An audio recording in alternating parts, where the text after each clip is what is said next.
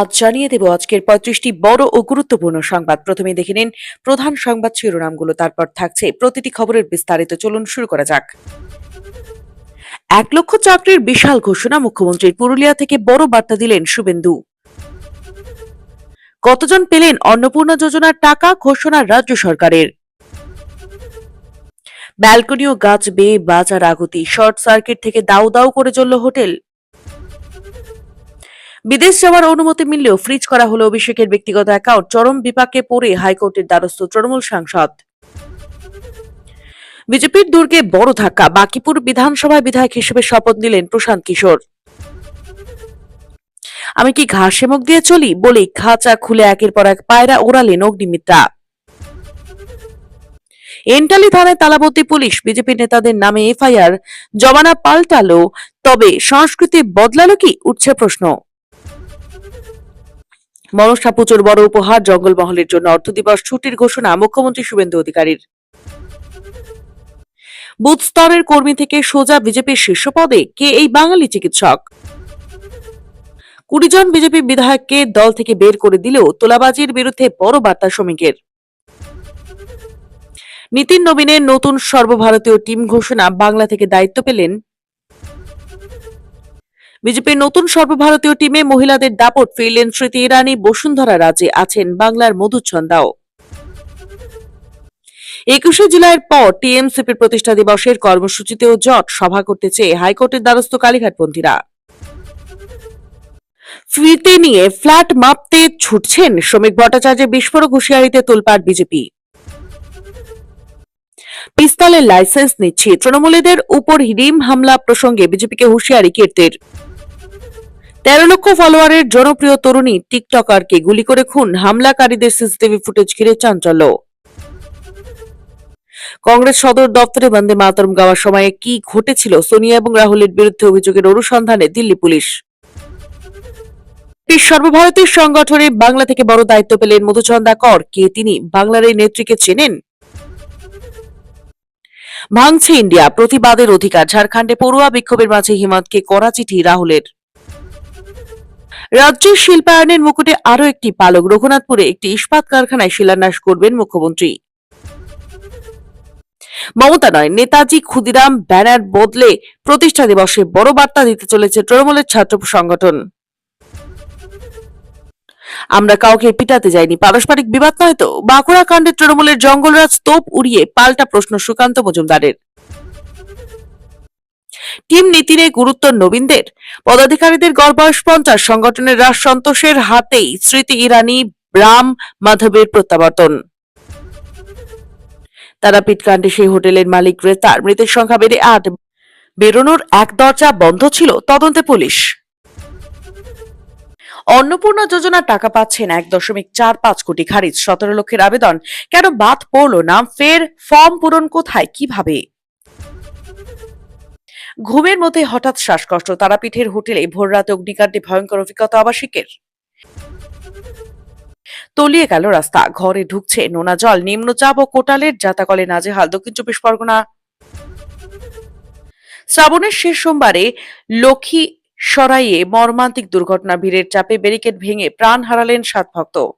এই বুঝি সব ভেসে গেল, সুবর্ণ রেখার ভয়ঙ্কর রূপ দেখে আতঙ্কে ৩০০ পরিবার। ১৫ই আগস্টের আগেই পাকড়াও ২০০-র বেশি জঙ্গি, নাশকতার ছক কষছিল ভাট্টি নেটওয়ার্ক, ভেস্তে দিয়েছে দাবি শাহের।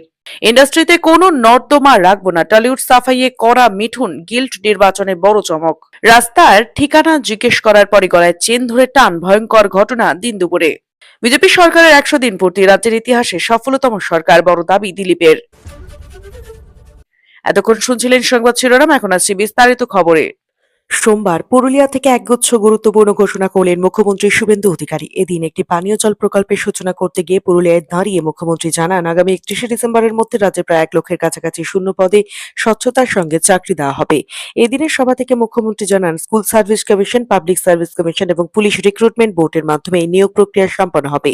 আগামী ৩১শে মার্চ ২০২৭-এর মধ্যে শিক্ষক এবং পুলিশ কর্মী সহ বিভিন্ন বিভাগে মোট প্রায় ১ লক্ষ নিয়োগ করা হবে। এই সম্পূর্ণ নিয়োগ প্রক্রিয়াটি পুরোপুরি মেধা এবং স্বচ্ছতার ভিত্তিতে পরিচালিত হবে বলে জানান তিনি। একই সাথে আগামী পরীক্ষাগুলোতে মৌখিক পরীক্ষার নম্বর কমিয়ে লিখিত পরীক্ষার উপর বিশেষ জোর দেওয়া হতে পারে বলেও ইঙ্গিত মিলেছে। পাশাপাশি দুর্নীতির বিরুদ্ধে কঠোর বার্তা দিয়ে মুখ্যমন্ত্রী বলেন, রাজ্যে তোলাবাজি এবং সিন্ডিকেট সংস্কৃতি বন্ধ করা হচ্ছে। বালি পাচার বা অতিরিক্ত দাম নেওয়া নিয়ে কড়া পদক্ষেপের কথা জানিয়ে তিনি সাধারণ মানুষকে সরাসরি যোগাযোগের বার্তা দেন। এছাড়াও পুরুলিয়ার মাটিতে দাঁড়িয়ে তিনি আগামীকালের মনসা পুজো উপলক্ষে বাঁকুড়া এবং পুরুলিয়ায় ছুটির ঘোষণা করেন। এর জেরে মঙ্গলবার দুপুর 2টা থেকে স্থানীয় প্রশাসনিক সংস্থা, বিভিন্ন স্ট্যাচুটরি বোর্ড এবং বোর্ড কর্পোরেশনের দফতরগুলো বন্ধ থাকবে। যেমন কথা তেমন কাজ। অবশেষে অন্নপূর্ণা যোজনার টাকা ঢোকা শুরু হলো। গত মাসে নির্ধারিত সময়ে অনেকের অ্যাকাউন্টে 3,000 টাকা ঢুকলেও চলতি মাসে সেই টাকা বন্ধ রাখা হয়েছিল। মুখ্যমন্ত্রী শুভেন্দু অধিকারী জানিয়েছিলেন, আবারও আবেদনকারীদের তথ্য যাচাই বাছাই হচ্ছে। সেই প্রক্রিয়া শেষ হলে 17 আগস্ট থেকে যোগ্য আবেদনকারীরা টাকা পাবেন। পাশাপাশি জানিয়ে দিয়েছিলেন, 10ই জুলাই পর্যন্ত যারা আবেদন করেছিলেন শুধুমাত্র তাদের মধ্যে যোগ্যরাই দ্বিতীয় দফার টাকা পাবেন। আর প্রতি মাসে দ্বিতীয় সপ্তাহের মধ্যেই টাকা পেয়ে যাবেন। অবশেষে অপেক্ষা শেষ। শুরু হয়ে গেল ভোক্তাদের অ্যাকাউন্টে অন্নপূর্ণা যোজনার টাকা ঢোকা। তবে প্রশ্ন হলো, ঠিক কতজনের অ্যাকাউন্টে অন্নপূর্ণা ভান্ডারের টাকা ঢুকলো? সোমবার নবান্নে সাংবাদিক সম্মেলন করেছেন মন্ত্রী সুমনা সরকার, পূর্ণিমা চক্রবর্তী, নারী ও শিশু কল্যাণ দফতরের মৌমিতা গোদারা বসু। সাংবাদিকদের মুখোমুখি হয়ে মন্ত্রী জানিয়েছেন, অন্নপূর্ণা যোজনায় মোট 1,80,00,000 আবেদন জমা পড়েছিল। তবে শুধুমাত্র 10ই জুলাই পর্যন্ত জমা পড়া আবেদন যাচাই সম্পন্ন হয়েছে। সেই ভিত্তিতে 1,45,00,000 মহিলা অন্নপূর্ণা যোজনার টাকা পাবেন। আজ থেকে টাকা দেওয়া শুরু হলো। 20 আগস্টের মধ্যে যাচাই হওয়া সব আবেদনকারীদের ব্যাংকে টাকা ঢুকে যাবে। আর 11 জুলাই থেকে 31 জুলাই পর্যন্ত যারা আবেদন করেছেন তাদের আবেদন যাচাই প্রক্রিয়া শেষ হবে 30 আগস্ট। আবেদনকারীদের মধ্যে 10 লক্ষ মহিলা অন্নপূর্ণার টাকা পাবেন না, কারণ তাদের আধার কার্ডের সঙ্গে নামের মিল নেই। 20 আগস্ট থেকে ফের আবেদন করা হবে। নাম বাদ যাওয়া নিয়ে কারো কোনো অভিযোগ থাকলে তাও পোর্টালে জানাতে পারবেন আবেদনকারীরা। আর যারা নতুন আবেদন করতে চান তারা 30 সেপ্টেম্বরের আগে সুযোগ পাবেন না। অন্নপূর্ণা যোজনার জন্য সরকার মোট 4,350 কোটি টাকা বরাদ্দ করেছে। আর যাদের আধার কার্ডের নম্বরের সঙ্গে ব্যাংক অ্যাকাউন্টের সংযোগের সমস্যা রয়েছে তা সমাধানের জন্য বিডিওদের নির্দেশ দিয়েছে সরকার। শ্রাবণের শেষ সোমবারের ভোরে এক মর্মান্তিক এবং ভয়াবহ অগ্নিকাণ্ডে কেঁপে উঠল বীরভূমের তারাপীঠ। সোমবার ভোর 4:30 নাগাদ তারাপীঠ থানার ঠিক পাশেই অবস্থিত বিদেশিনী নামের একটি হোটেলে আচমকাই আগুন লেগে যায়। মুহূর্তের মধ্যে সেই আগুন হোটেলের একতলার রিসেপশন থেকে উপরের তলাগুলিতে ছড়িয়ে পড়ে। এদিন শ্রাবণের শেষ সোমবার উপলক্ষে হোটেলটি পুণ্যার্থীদের ভিড়ে ঠাসা ছিল। ঘুমন্ত অবস্থায় ওই বিপদের মুখে পড়ে শেষ পর্যন্ত 8 জনের মৃত্যু হয়েছে বলে জানা যায়। এছাড়া বহু মানুষ আহত হয়ে রামপুরহাট মেডিকেল কলেজ ও হাসপাতালে চিকিৎসাধীন রয়েছেন। কিভাবে ছড়ালো আগুন? হোটেল সূত্রে জানা গিয়েছে, সোমবার ভোরে হোটেলের এসির এমসিবি তে শর্ট সার্কিট হয়। সেখান থেকে শর্ট হয়ে আগুন জ্বলতে শুরু করে। নাইট গার্ড বিষয়টি দেখতে পেয়ে অন্য একজনকে ডাকেন এবং ফায়ার এক্সটিংগুইশার দিয়ে আগুন নেভানোর চেষ্টা করা হয়। এর মধ্যেই মুহূর্তের মধ্যে গোটা বিল্ডিং এ ঘন ধোঁয়ায় ঢেকে যায় এবং আগুন ভয়াবহ রূপ নেয়। হোটেলের মালিকের ছেলে কল্যাণ পালের দাবি, সঙ্গে সঙ্গে বিদ্যুৎ সংযোগ বিচ্ছিন্ন করে ফায়ার অ্যালার্ম বাজানো হলেও আগুনের তীব্রতা এতটাই বেশি ছিল যে প্রাথমিক পর্যায়ে তা নিয়ন্ত্রণে আনা সম্ভব হয়নি। বাচ্চার আগতি ও রোমহর্ষক পরিস্থিতি, ভোরে হঠাৎ বিকট শব্দ এবং ধোঁয়া দেখে ঘুম ভেঙে যায় পর্যটকদের। অনেকেই প্রাণে বাঁচতে ঘরের দরজা বন্ধ করে ভেতরে আটকে পড়েন। আবার কেউ কেউ জীবন বাঁচাতে ব্যালকনি বা গাছের ডাল বেয়ে নিচে নেমে আসেন। অনেকে আবার ধোঁয়া থেকে বাঁচতে বাথরুমে আশ্রয় নেন। হোটেলের পেছনে এমার্জেন্সি এক্সিট এবং সিঁড়ি থাকা সত্ত্বেও বহু পর্যটক তা না জানার কারণে সামনের দরজা দিয়ে বেরোতে গিয়ে মারাত্মক বিপদে পড়েন। প্রশাসনের কড়া পদক্ষেপ ও খবর পেয়েই পুলিশ এবং দমকল বাহিনী ঘটনাস্থলে পৌঁছে উদ্ধার কাজ শুরু করে। 22 জনকে অক্ষত অবস্থায় উদ্ধার করা হলেও আহতদের দ্রুত হাসপাতালে পাঠানো হয়। এই ঘটনায় ইতিমধ্যেই হোটেল মালিকের ছেলেকে আটক করে জিজ্ঞাসাবাদ শুরু করেছে পুলিশ। স্থানীয় বিধায়ক এবং প্রশাসনের শীর্ষ আধিকারিকরা ঘটনাস্থল পরিদর্শন করেছেন এবং নিরাপত্তা ব্যবস্থার গাফিলতি নিয়ে তীব্র ক্ষোভ প্রকাশ করেছেন। ব্যক্তিগত ব্যাংক অ্যাকাউন্ট ফ্রিজ করার অভিযোগ তুলে কলকাতা হাইকোর্টের দ্বারস্থ হলেন তৃণমূল সাংসদ অভিষেক বন্দ্যোপাধ্যায়। সোমবার 17 আগস্ট বিচারপতি কৃষ্ণা রাওয়ের দৃষ্টি আকর্ষণ করেন তার আইনজীবী। সামনের চিকিৎসার জন্য অভিষেকের বিদেশ সফর রয়েছে। তার আগে ব্যক্তিগত অ্যাকাউন্ট ফ্রিজ করা হলেও কেন এমন পদক্ষেপ করা হয়েছে ব্যাংকের তরফে স্পষ্ট করে কিছু জানানো হয়নি বলে অভিযোগ।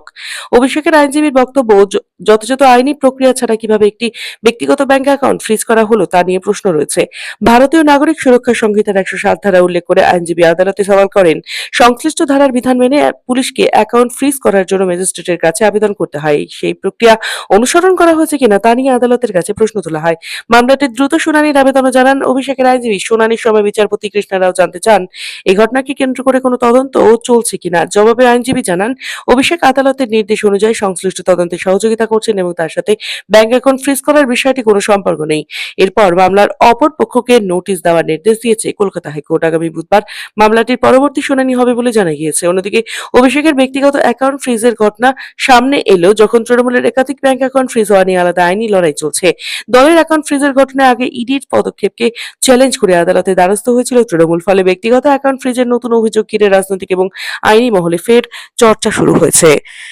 উল্লেখ্য, মাত্র এক সপ্তাহ আগে বিদেশে চিকিৎসার জন্য তৃণমূল সাংসদ অভিষেক বন্দ্যোপাধ্যায়কে অনুমতি দেয় সুপ্রিম কোর্ট। কলকাতা হাইকোর্টের নির্দেশে বিদেশ সফরে বাধা তৈরি হলেও শীর্ষ আদালত সেই সিদ্ধান্ত খারিজ করে অভিষেককে চিকিৎসার জন্য বিদেশ যাওয়ার অনুমতি দিয়েছে। তবে বিদেশ সফরের যাবতীয় তথ্য তদন্তকারী সংস্থাকে জানাতে হবে। তাকে ডিপ্লোম্যাটিক পাসপোর্ট ব্যবহার করে বিদেশ যেতে পারবেন অভিষেক। সোমবার প্রধান বিচারপতি সূর্যকান্তের নেতৃত্বাধীন ৩ সদস্যের বেঞ্চ এই নির্দেশ দেয়।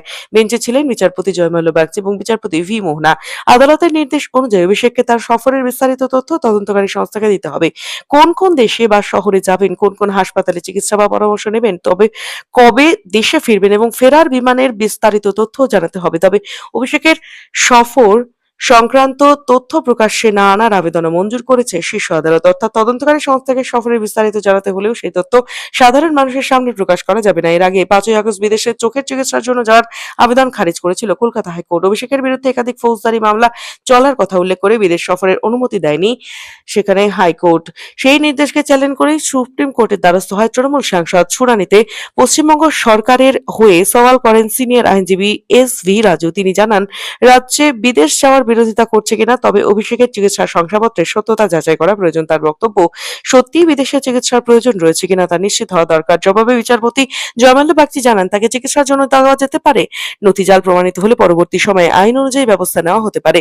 রাজ্যের আইনজীবী আদালতে আরো বলেন, অভিষেকের বিরুদ্ধে মোট 16টি মামলা রয়েছে এবং তিনি বিদেশে গিয়ে আর দেশে ফিরবেন কিনা তা নিয়ে রাজ্যের আশঙ্কা রয়েছে। তবে আদালত পাল্টা প্রশ্ন তোলে, আরো গুরুতর অভিযোগের একাধিক মামলায় অভিযুক্ত ব্যক্তিদের বিরুদ্ধে রাজ্য এখনো কোনো পদক্ষেপ করেনি কেন? অভিষেকের পক্ষে সওয়াল করা সিনিয়র আইনজীবী গোপাল শঙ্কর নারায়ণ জানান, তার মক্কেলের কাছে আগে কূটনৈতিক এবং ব্যক্তিগত দুই ধরনের পাসপোর্ট ছিল। তবে ব্যক্তিগত পাসপোর্ট জমা দেওয়ার প্রস্তাব দেন তিনি। কূটনৈতিক পাসপোর্টের মাধ্যমে বিদেশের বিভিন্ন দূতাবাস অভিষেকের গতিবিধি সম্পর্কে নজর রাখতে পারবে বলে আদালতকে জানানো হয়। শেষ পর্যন্ত শীর্ষ আদালত কূটনৈতিক পাসপোর্ট ব্যবহার করে বিদেশ যাত্রার অনুমতি দেয়। শুনানিতে অভিষেকের বিরুদ্ধে থাকা মামলাগুলি নিয়েও দুপক্ষের মধ্যে তর্ক হয়। রাজ্যের আইনজীবী দাবি করেন, নির্বাচনের আগে অভিষেকের প্রভাবের কারণে একাধিক অভিযোগ মামলা করা সম্ভব হয়নি। অন্যদিকে অভিষেকের আইনজীবীর দাবি, তার বিরুদ্ধে থাকা অধিকাংশ মামলা 5ই মের পর অর্থাৎ বিধানসভা নির্বাচনের সময়সূচি ঘোষণার পরে দায়ের করা হয়েছে। শীর্ষ আদালত আরো জানতে পারে, এর আগে চিকিৎসার জন্য অভিষেক প্রায় 15 বার বিদেশ সফর করেছেন। রাজ্যের বক্তব্য, সেই সময় তার বিরুদ্ধে বর্তমানের মতো একাধিক মামলা ছিল না। ফলে এবার তার দেশে ফেরার সম্ভাবনা নিয়ে বেশি আশঙ্কা রয়েছে। তবে অভিষেকের আইনজীবী পাল্টা যুক্তি দেন, তার স্ত্রী এবং সন্তান কলকাতাতেই রয়েছেন এবং তিনি একটি সর্বভারতীয় রাজনৈতিক দলের সাধারণ সম্পাদক। তাই বিদেশ গিয়ে ফিরে না আসার আশঙ্কা ভিত্তিহীন। সংবাদ মাধ্যমের প্রতিবেদন অনুযায়ী জনসুরাজ পার্টির প্রতিষ্ঠাতা প্রশান্ত কিশোর সোমবার পাটনায় বিহার বিধানসভা ভবনে বাকিপুর বিধানসভার বিধায়ক হিসেবে শপথ গ্রহণ করেছেন। সম্প্রতি অনুষ্ঠিত উপনির্বাচনে এই আসন থেকে জয়লাভ করেছিলেন তিনি।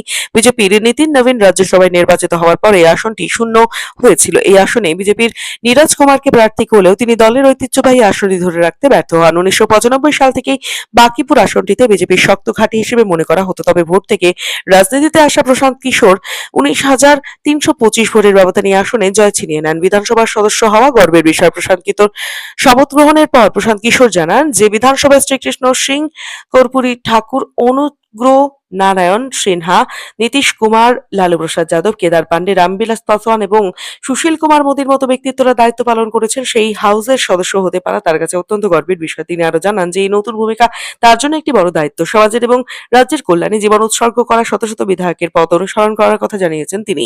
বাকিপুর থেকে প্রতিদ্বন্দ্বিতা করার প্রসঙ্গে পিকে দাবি করেন যে তিনি কোনো নিরাপদ আসন খোঁজেননি। বিহারের ভোটাররা যে এখন জাতপাত এবং ধর্মের রাজনীতির ঊর্ধ্বে উঠেছেন সেই বার্তাও দিয়েছেন তিনি। সচেতনভাবে এই আসনটিকে বেছে নিয়েছিলেন।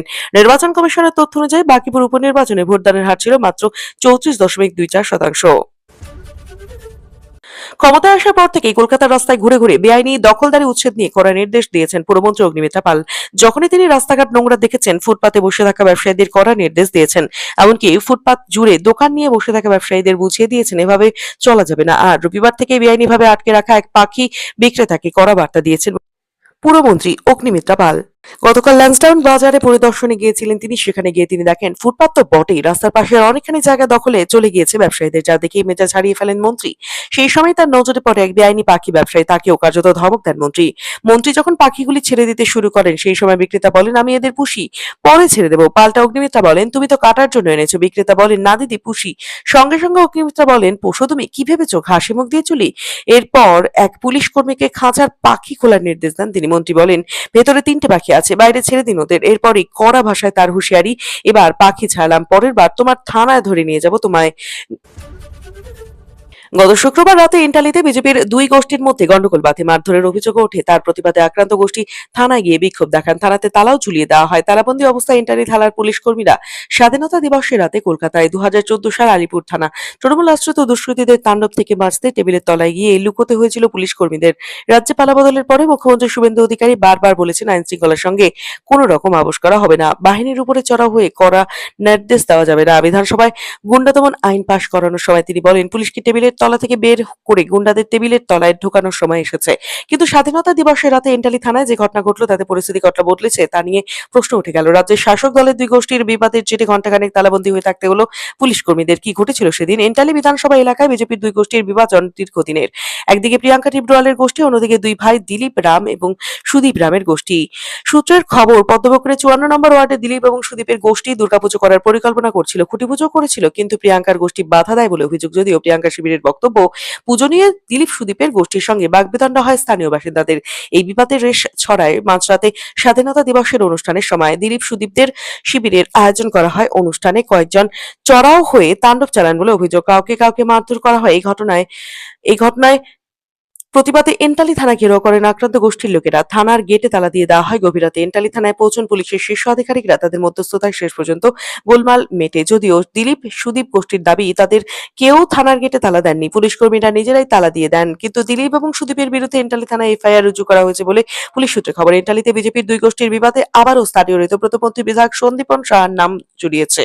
অভিযোগ, তার ঘনিষ্ঠ লোকেরা একটি গোষ্ঠীকে ইন্ধন জুগিয়ে বিবাদ বাড়াচ্ছেন। যদিও এ নিয়ে প্রকাশ্যে মন্তব্য করতে চাননি দুই গোষ্ঠীর কোনো নেতাই। অন্যদিকে সন্দীপান বলেন, যারা এই গোলমালের সাথে যুক্ত তারা উভয় বিজেপির প্রতিষ্ঠিত নেতা। স্বাধীনতা দিবসের অনুষ্ঠানকে কেন্দ্র করে এই গোলমালটি হয়েছিল বলে আমরা দেখেছি। সেই ভিডিও সবাই দেখেছে। এটা বিজেপির অনুষ্ঠান ছিল যেখানে আমার কোনো ভূমিকা ছিল না। মনসা পুজোর প্রাক্কালে পুরুলিয়া এবং বাঁকুড়ার জঙ্গলমহলবাসীর জন্য একগুচ্ছ বড় ঘোষণা করলেন মুখ্যমন্ত্রী শুভেন্দু অধিকারী। সোমবার মানবাজারের এক গুরুত্বপূর্ণ প্রশাসনিক সভা থেকে মনসা পুজো উপলক্ষে জঙ্গলমহল অর্ধ দিবস সরকারি ছুটির ঘোষণা করেন তিনি। এই ঘোষণায় খুশি স্থানীয় বাসিন্দারা। পাশাপাশি এদিন একাধিক জনকল্যাণমূলক প্রকল্প এবং প্রশাসনিক সিদ্ধান্তেরও কথা জানান মুখ্যমন্ত্রী। মিড ডে মিলের দায়িত্ব যাচ্ছে ইস্কনের হাতে। কলকাতার পর এবার দ্বিতীয় ধাপে পুরুলিয়ার ছাত্রছাত্রীদের মিড ডে মিল সরবরাহের বড় দায়িত্ব দেওয়া হচ্ছে ইস্কনকে।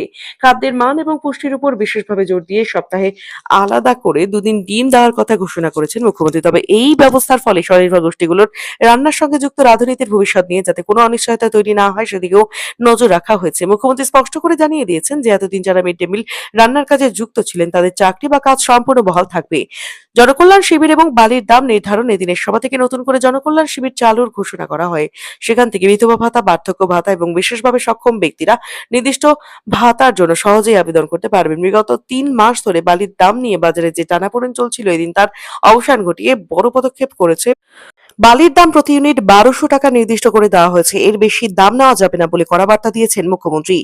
কুড়মালি ভাষা এবং জায়গা প্রকল্প, আবাস প্রকল্প এবং কুড়মালি ভাষার প্রসারেও বিশেষ উদ্যোগ নেওয়া হয়েছে তার কথা জানিয়েছেন মুখ্যমন্ত্রী। কুড়মালি ভাষাকে সংবিধানের ৮ম তফসিলে অন্তর্ভুক্ত করার বিষয়ে সরকারের পক্ষ থেকে জোরদার পদক্ষেপ করা হবে বলে তিনি জানান। সব মিলিয়ে মানবাজারের এই প্রশাসনিক সভা থেকে জঙ্গলমহলের উন্নয়নে ১২৯৬.২৫ কোটি টাকা ব্যয়ে নির্মিত জায়গা প্রকল্প উদ্বোধন করেন মুখ্যমন্ত্রী শুভেন্দু অধিকারী, যা এলাকার পরিকাঠামো উন্নয়নে নতুন গতি আনবে বলে মনে করা হচ্ছে।